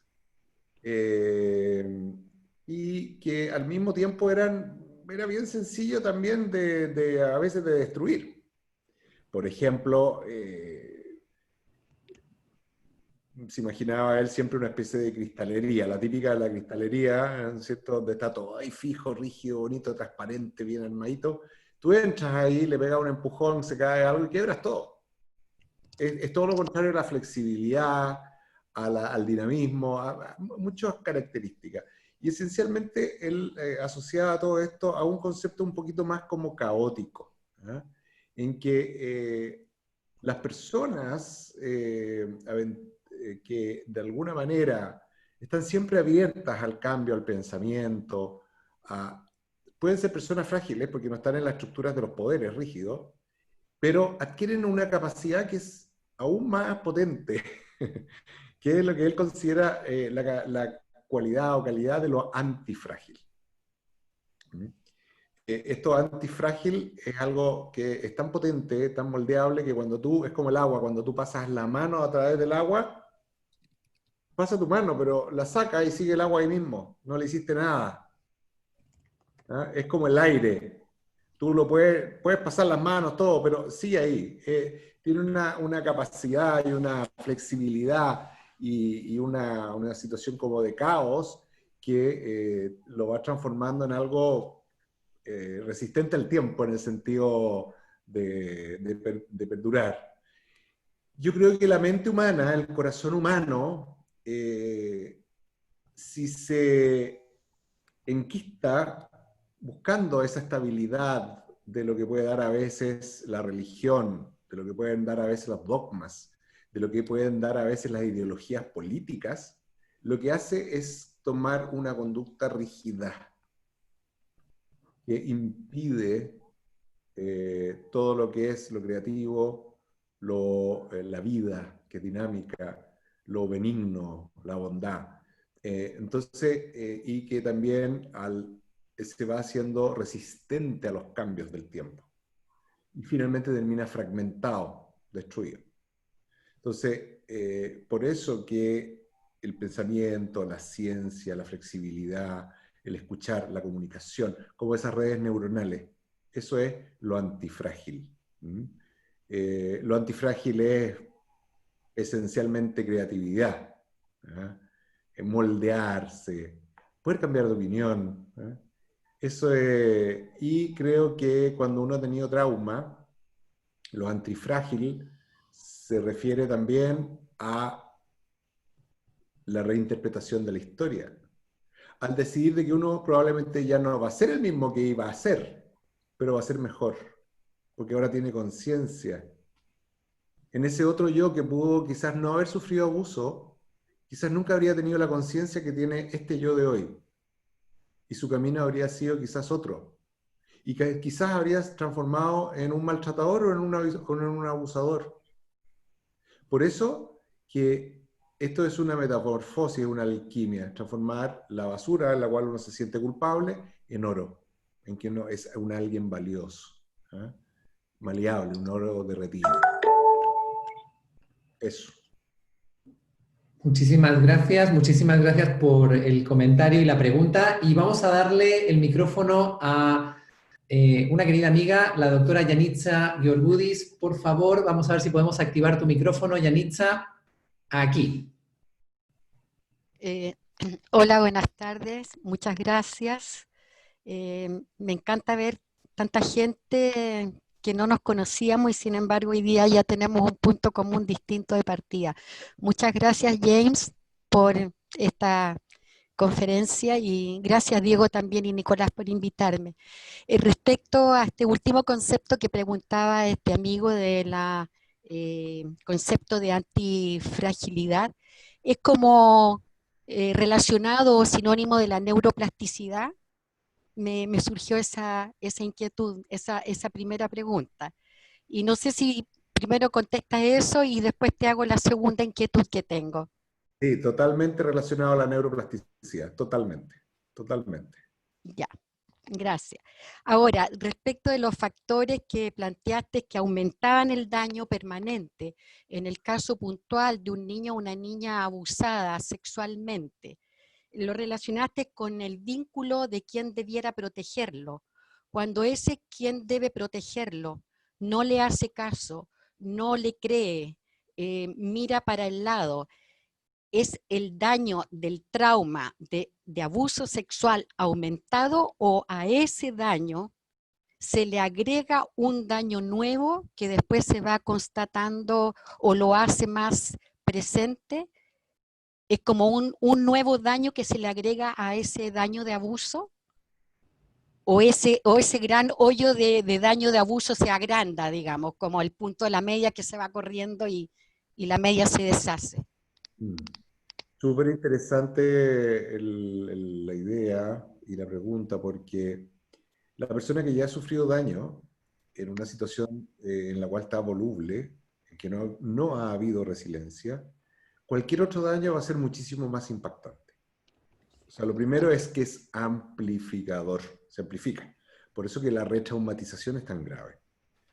En el caso nuestro, cuando la iglesia nos hizo todo eso que usted comenta, fue muy traumatizante, pero fue un nuevo trauma. Y fue muy doloroso, que generó mucha rabia en nosotros. Entonces, ahora yo, en mi experiencia, creo que se va produciendo una especie como de una retraumatización, pero que son igual parte del mismo daño, porque van siendo cómplices. El papá que abusa de la niñita y que la mamá sabe, la niñita igual va sabiendo que la mamá sabe pero que no hace nada. Eso de alguna manera va generando o potenciando todo un concepto de abuso muy, muy, muy terrorífico, muy dañino. Entonces, se va amplificando, creo yo, o siento yo, de una manera bien terrible, una especie como de tragedia del abuso, porque es como una puesta en escena del abuso. ¿Eh? No sé por qué se me viene la imagen del teatro, ¿eh? Pero con diferentes personajes, pero que están colaborando todos en que esto sea una tragedia. ¿Eh? Hasta aquellos que a veces colaboran sin darse cuenta. Claro. Entonces, eso es mi percepción. Ahora, sí tengo una percepción de que cuando hay periodos de la vida, hay un periodo de resiliencia que es la adolescencia. Si tienes un daño y luego caes en otro daño en la adolescencia, en que impide que esa adolescencia sea resiliente o te recupere, es súper fregado. Creo que son golpes demasiado sumatorios. Entonces hay que tratar de ir aprendiendo a identificar cuáles son los periodos resilientes, los periodos más fáciles de recuperarse. Entonces, si en esos periodos nuevamente tenemos trauma, que muchas veces termina en trauma, el niño que se robó el auto y termina en la adolescencia en la cárcel, maltratado o violado por otro de los internos. O sea, estás destruyendo esa vida. Eso. Muchas gracias, James. Gracias. Gracias. Gracias, Yanitza. Un abrazo grande a la distancia y muchas gracias, James. Tenemos una pregunta más de Marcela Díaz. Vamos a ver si podemos darle el micrófono. Marcela, a ver, adelante.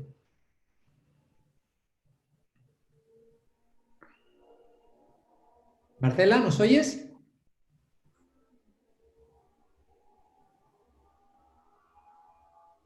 Me parece que te oímos a ti, pero no sé si nos oyes. ¿Marcela? Bueno, vamos a intentar ponernos en contacto con Rafael Momares, que está aquí también. Rafael, como decían que solo había mujeres en nuestra charla, vamos a darle el micrófono a otro hombre. Rafael. Gracias. Gracias. ¿Se escucha? Sí, perfecto. Sí. Ya. James, yo primero te quería felicitar, pero después me arrepentí, porque lo que tengo que hacer es agradecerte. De verdad, en serio, yo creo que el testimonio de un valor inmenso que viene de ti en este caso. He escuchado otros testimonios igualmente valientes. Lo que hacen es abrirnos los ojos como sociedad y ver algo que todos sabemos que está ahí y nadie lo quiere mirar porque o es muy doloroso, o es muy vergonzoso, o no tenemos la capacidad de aceptarlo como sociedad. Y como sociedad me refiero a humanidad, porque yo creo que es un problema que no es local, que es global, el maltrato a nuestros niños como una responsabilidad relegada al núcleo primero que está encima, y si ese núcleo falla, todos nos lavamos las manos. Este tipo de testimonio creo que hace eso, que abre los ojos y abre los corazones a ver algo de lo que nos tenemos que hacer cargo lo antes posible, en realidad. Y tenía una pregunta, porque a mí me tocó, por cosas de la vida, acompañar a una sobreviviente de abuso, y me costó mucho entender la resistencia de ella o de esta persona a asumir el tema de la terapia. Y eso significó mucho dolor e impotencia para mí, por un lado, pero también me genera una sensación de incomodidad en el sentido de qué es lo que puede hacer un tercero con respecto a una persona que ve que necesita ayuda y que no tiene no sé si es la fuerza, a lo mejor, o no está en sus tiempos, no sé, yo lo traté de entender así, pero quiero saber si es que hay alguna responsabilidad mayor en la persona que está al lado y que es testigo de esto y que puede darse en cualquier edad. Obviamente que en un niño es una obligación actuar, pero cuando estamos frente a un adulto se pone un poco más complicado porque uno no sabe si está ayudando o está dañando. Y eso, por ahí va mi pregunta en realidad. ¿Qué herramienta?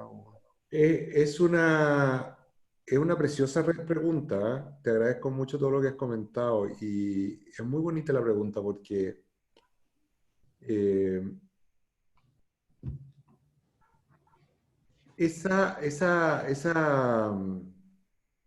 te diría yo, crisis afectiva existencial, en que uno ve el sufrimiento de alguien y que quiere ir al rescate, hace que muchas personas establezcan relaciones de pareja que muchas veces terminan un poco tóxicas, porque es bien importante discernir en algún momento si esa persona quiere o no que la rescaten, o tiene conciencia de que necesita ser rescatada, o rescatado.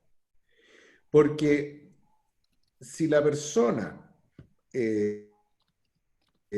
no tiene conciencia, o no desea, o está tremendamente aterrorizado o aterrorizada, probablemente lo que uno haga va a ser infructuoso. Quizás no es uno, sino que es otra persona la que en algún momento de la vida va a poder tener la llave para esa clave, esa caja fuerte. El corazón de las personas tiene también su momento. No todos podemos abrir esa clave. Entonces también es importante reconocer las limitaciones de uno, que no son porque uno sea limitado, sino que porque no siempre calza los engranajes. No es culpa de este engranaje, no es culpa de este otro engranaje, es porque sencillamente no calzan. No hay que hablar más de culpas, Y en ese sentido, después de haber con mucho amor y mucha paciencia acompañado a una persona en ese tránsito, hay que también saber evaluar hasta dónde son los límites, porque eso tampoco puede significar que uno se va en el abismo de esa angustia. No te puede absorber como una especie de remolino y también destruir tu vida, porque a veces es así. Hay personas que han sufrido tanto que entran en una sensación de que el mundo les debe. Tienen una rabia tan grande y una necesidad de reparación tan grande que el mundo les debe algo. Y entran en un estado de lo que se llama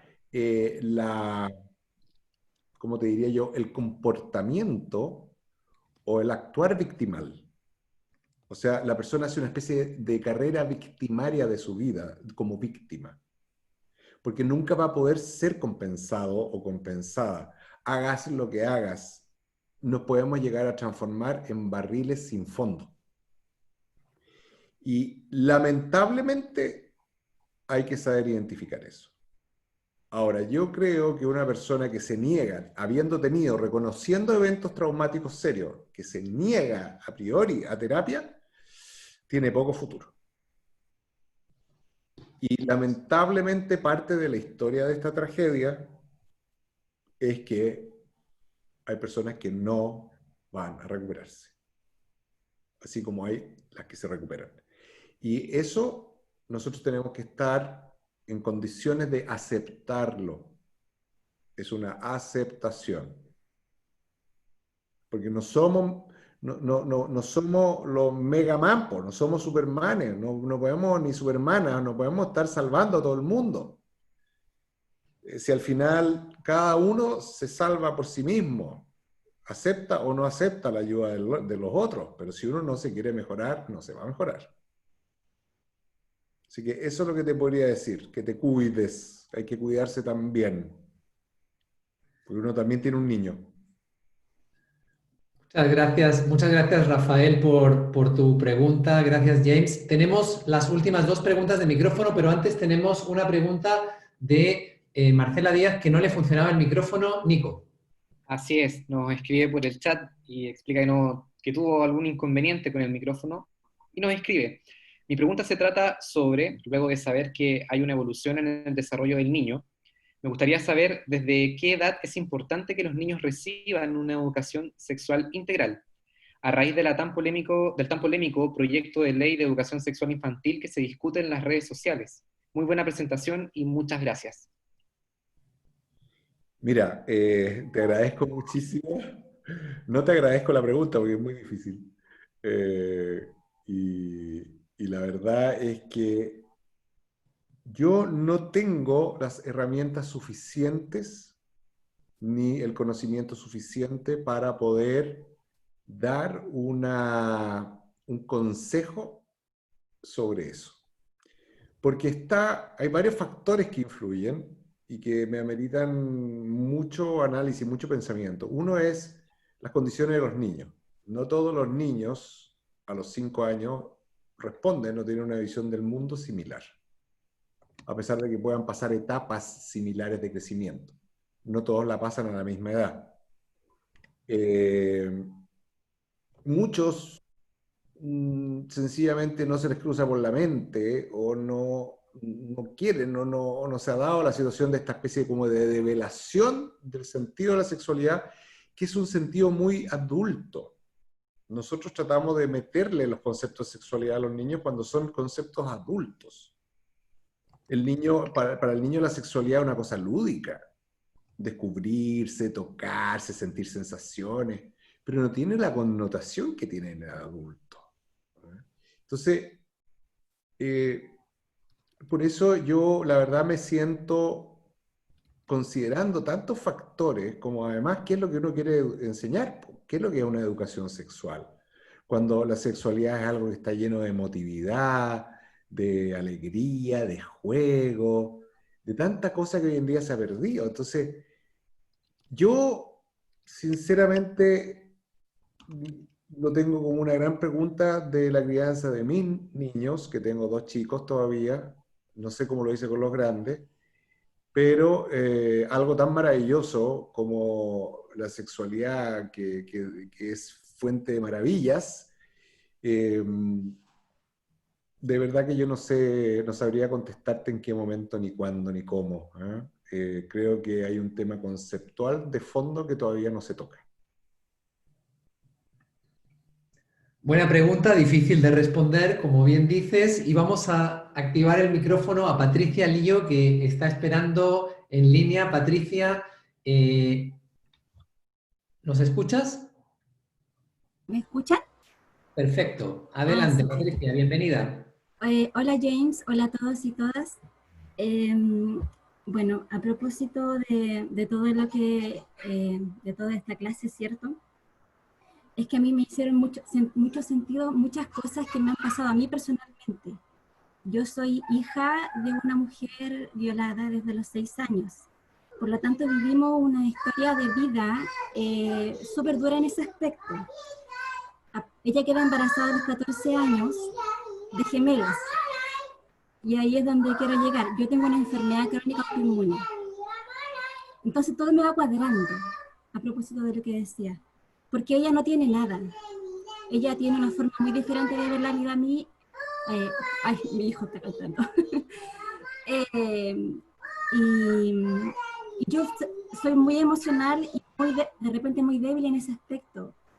Entonces, a propósito de eso, es que sí, mi pregunta es, si esta enfermedad que tengo, si yo me tratara, por ejemplo, este trauma, a propósito, bueno, fuera de eso, hay una vida familiar muy compleja. Ella embarazada muy joven, un papá abusador, muchas cosas. Si yo tratara, por ejemplo, el trauma, ¿existiría la posibilidad de sanar la enfermedad? Pensando en tampoco heredarla a tus hijos. Sí, ese es un miedo tremendo. Yo trato de tener de trabajar con mi familia ahí me pongo un poco nerviosa, No, de vivir con mi familia de la forma más armónica posible. El amor en mi casa es fundamental y trato de educarlos bajo esas normas, pero claro, existe el miedo a propósito de la herencia. sí. Mira, a ver, ¿qué te puedo decir? De solo verte y en la conversación uno ve la transparencia de tu mirada, tu sonrisa, que tienes a un niño que está cantando al lado tuyo. O sea, acabamos de ver una foto de la maravillosa familia que tú tienes. No una foto, una película. O sea, lo único que te puedo decir es que no sé qué le puede haber pasado a tu mamá, todos los dramas de la familia para atrás, pero lo que tú has creado es lo que se hizo con la abeja reina. Tú te has nutrido y has logrado nutrirte con jalea real. Y eso es lo que le has transmitido a tu familia. Y a tu pareja, tu niño que canta al lado tuyo, tu niña, ¿te fijas? Eso es maravilloso, así que no debieras tener ningún temor, porque tú lo pudiste hacer. Tus hijos lo van a poder hacer al triple, porque tú estás preparándolos con otra afectividad, con otro concepto de respeto. Tú eres la mujer del mañana, así que te felicito y quédate tranquila. El puro escuchar tu ambiente, uno ya sabe al tiro de que esos niños tienen un privilegio de tenerte como mamá y probablemente tu marido como esposa, así que tranquilidad. No es 100% para nada, y recuerda, 70% o más lo hace el ambiente. Y tú eres una demostración de eso, así que tienes que estar muy contenta, te felicito, y tranquila. Muchas gracias, Patricia, por compartir. Nos encantó tener a tu hijo, me parece que era tu hijo, cantando en el fondo también, porque nos pasa a todos en reuniones ahora con el teletrabajo y cómo funcionamos, pero se le notaba muy alegre. Gracias, Jimmy. Tenemos una última pregunta en micrófono de Berta Story, no sé si lo pronuncié bien. Vamos a activar el micrófono. Berta, ¿nos escucha? Perfecto, a ver. Probemos a ver si la escuchamos nosotros.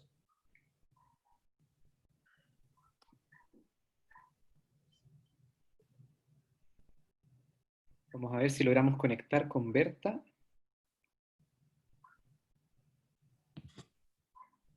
Estamos intentando activar el micrófono.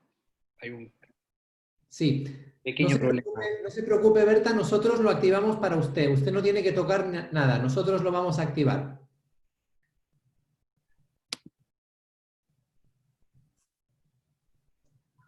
Fingers crossed, a ver si la tecnología funciona, porque a veces nos ha pasado de todo. No quiere funcionar hoy. No nos resulta la conexión con el micrófono. Ahí sí, Ahora ahora sí. sí. Ahí sí, Berta. Bueno, agradecer a la Fundación Paciente Inglés y a James por esta exposición. Viví bastante angustia también en la exposición, porque debo señalar que trabajo en el Poder Judicial. Y una de mis consultas era qué cambio podría esbozar respecto al Poder Judicial, que todavía falta. Lo otro, compartir, me fue llegando las imágenes durante todos estos años que he trabajado, que nunca es tarde.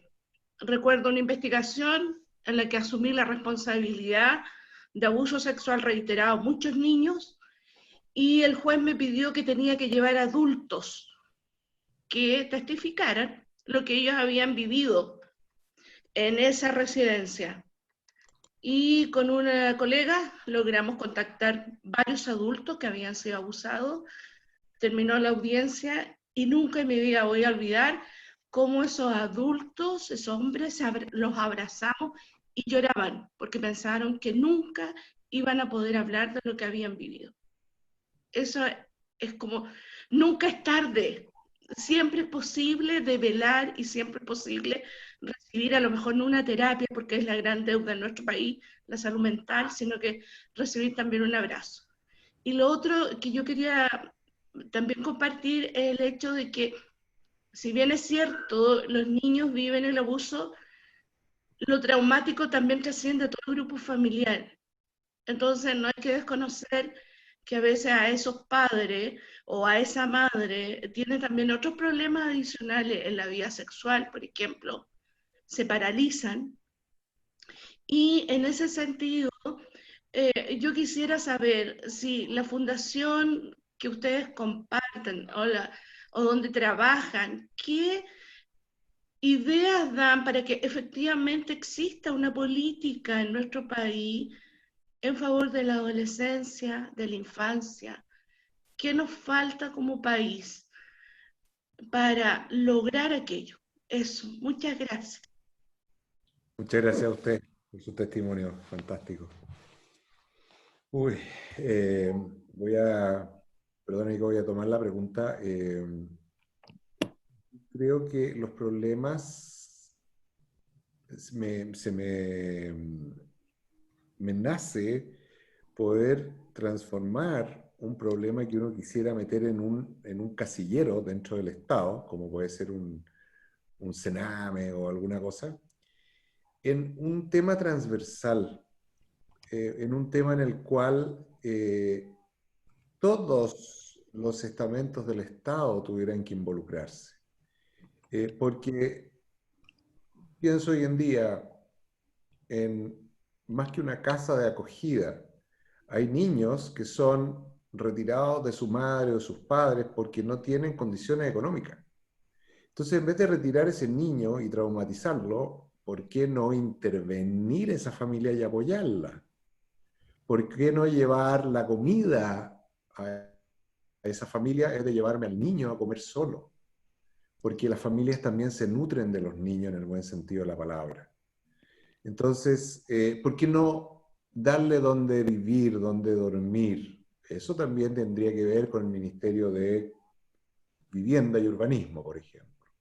Entonces, para diseñar casas que fueran amigables, que no fueran estos edificios de chorrocientos departamentos cerrados donde no hay donde salir a tener una mascota, por último, un gato. Donde se puedan diseñar casas bonitas, no tienen que ser grandes, pero que tengan un pedacito de patio, un poquito de verde, donde puedan tener una florcita, una huerta familiar. A lo que voy yo es que el drama del niño tiene que ver, es el producto del drama de la sociedad. El niño tiene que ser un elemento totalmente íntegro, objeto de derecho. No tiene que estar pidiendo derechos, debe ser objeto de derecho, los mismos derechos de los adultos. Así como el adulto tiene derecho a una jubilación, el niño tiene que tener un derecho inalienable a una buena educación, independiente de su condición económica. Porque conceptualmente debe ser así. Debe tener una posibilidad de educación universitaria gratuita. Los bienes que tienen que ver con el desarrollo de las personas no pueden ser objeto de transacción lucrativa. La salud, que es un detrimento, es un daño, no se puede transformar el daño de la salud, la enfermedad, en un elemento de lucro, porque son de alguna manera objetos fundamentales del ser humano, como son la educación, el crecimiento espiritual, las artes, el cuidado de la salud, la prevención de la salud. Entonces, en ese sentido, ¿verdad? Yo siento que el tema de infancia se resuelve cuando se mete en el tema social completo, no sacándolo aparte, sino que incorporándolo en el tema de la familia, en el tema de la sociedad, definiendo derechos fundamentales, que no son más que los derechos humanos. Muchas veces nos quedamos en los derechos humanos, pero los derechos fundamentales van más allá de los derechos humanos. Yo creo que una ducha calientita también es un derecho fundamental. Un buen desayuno en la mañana con lechecita calientita también es un derecho fundamental. Un gesto de cariño de una profe o algo también es un derecho fundamental. Entonces creo que requiere reanalizar y mirar la sociedad de una manera distinta. Muchas gracias Berta por la pregunta. Y Nico, tenemos una última pregunta por el chat. Así es, vamos a leer la última pregunta. Antes comentarle a James que hay muchas palabras de agradecimiento y de felicitaciones por esta presentación. Están todos muy contentos por lo que nos has contado y por esta instancia que hemos podido brindar de compartir toda esta información. Voy a leer entonces la pregunta final. Perdona, Nico, te mandaremos el chat transcrito para que lo puedas leer tú mismo. Muchas gracias. Así es. Hacemos llegar todas las felicitaciones, todas las palabras de agradecimiento. Y vamos a finalizar entonces esta sesión de preguntas con la pregunta de Hans Hoffman. Él nos escribe, ¿qué diferencia existe, si es que hay estudios, entre trastornos por estrés postraumáticos por abuso físico y sexual y otros tipos de abuso? Mira, siendo todos distintos en cuanto a la connotación, el origen, la significancia, se conectan en el mismo sistema sensorial, sensitivo y de respuestas biológicos. El trauma de guerra no activa una adrenalina distinta, activa la misma adrenalina. Ahora, como vimos ahí, lo que tiene que ver con la intensidad, que además tiene que ver con la percepción que siente cada cual. Para una persona un bullying puede ser motivo de pelea y de resistencia, pero para otra persona un bullying puede ser motivo de suicidio. Por lo tanto, para evaluar bien el efecto en una persona, hay que evaluarlo caso a caso. Es individual. Sabemos que siempre puede producir daño, pero la intensidad o la respuesta va a ser siempre distinta dentro de algunos grupos o estilos más o menos analizables o predecibles. Así también como la respuesta. Hay gente que responde al trauma con resistencia o con, no llamo resistencia, responde con, ¿cómo te diría? Con violencia, con deseo de venganza, etc.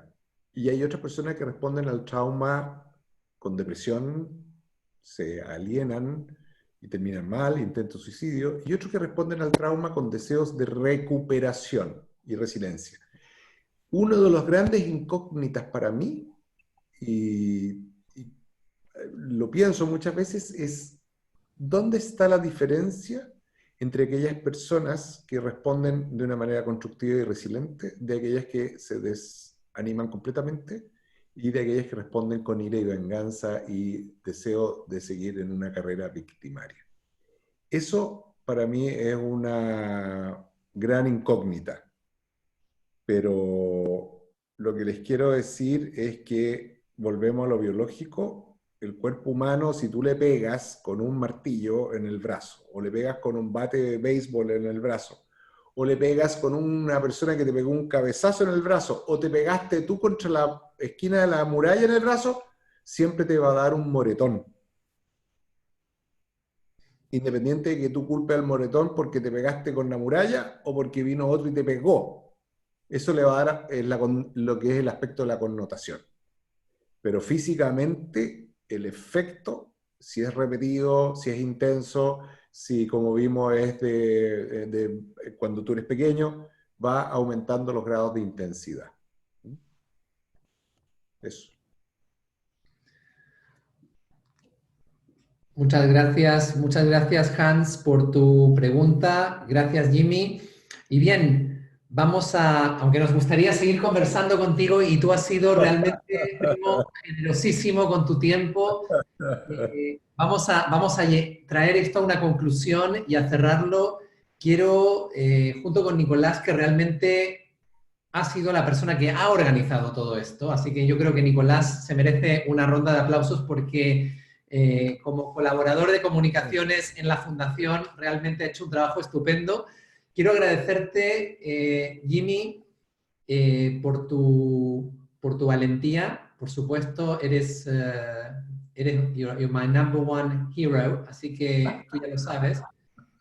Y agradecerte por compartir con nosotros y con tantas personas, pero sobre todo también agradecer a todos los que han venido y han estado este par de horas desde casa hasta el final, aquí compartiendo, y mandarles un gran saludo a todos y a todas, y por supuesto recordarles que vamos a subir esta charla a nuestro canal de YouTube de la Fundación. Si quieren los links a cualquiera de nuestras redes sociales, www.elpacienteinglés.org, y ahí tienen todos los links para comunicarse. www.elpacienteinglés.org. Muchas gracias, Jimmy. No te vayas porque Nicolás te va a mandar un link para que nos vayamos a otro chatroom a sacarnos unas fotos. Y buenas noches a todos. Un saludo a todos los que he visto. A mi prima Mónica, que está también en el público. Un gran abrazo y beso. Cuídense todos y todas. Nos vemos pronto. Muchas gracias a todos. Un gran abrazo, un gran saludo. Gracias, James, por todo. Saludos a Alejandra Rubio. Un gran abrazo. A Nancy Araya también. Un besito. Que estén muy bien. Muchas gracias. Chao a todos. Muchas gracias.